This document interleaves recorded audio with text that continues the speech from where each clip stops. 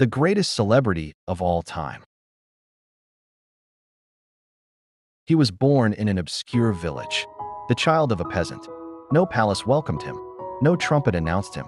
He entered the world quietly, while heaven watched in silence. He never lived in a great city.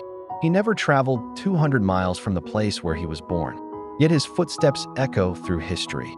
He left his throne to become a servant, a slave of all, the greatest servant who ever lived, to become the greatest king who will ever reign.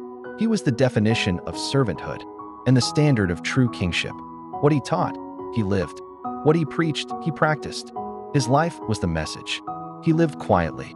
He never sought public applause. Yet his name crossed cities, nations, and continents. He wrote no song. Yet Handel, Bach, Beethoven, Haydn, and Mendelssohn found their highest inspiration in his name. He painted no portrait. Yet Raphael, Michelangelo, and Leonardo da Vinci tried to capture his glory. He was never elected. He was never crowned by man. Yet the government of the world rests upon his shoulders. He never wrote a single book. Yet more books have been written about him than any person who ever lived.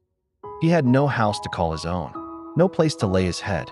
Yet in him, we live, we move, and we exist. He was never a legislator.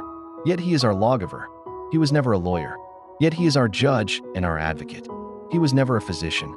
Yet he is the great physician, the balm of Gilead. He never attended seminary. Yet no one can preach or speak of God without mentioning his name. They called him Rabbi, and even the Pharisees stood in awe at his wisdom. He ministered for only 3 years.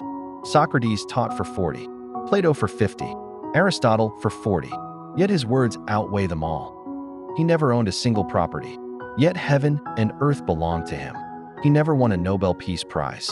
Yet he makes wars cease to the ends of the earth. Isaiah called him the Prince of Peace. He owned no game reserve. Yet he is the Lion of the tribe of Judah. He had no military training. Yet he commands the armies of heaven. He had no wife. He had no biological children. Yet he is the husband of the widow and the father of the fatherless. He lived 33.5 years on earth. Yet he existed before time began. He was with God in the beginning, and through him all things were made. He owned no flock. Yet he is the good shepherd.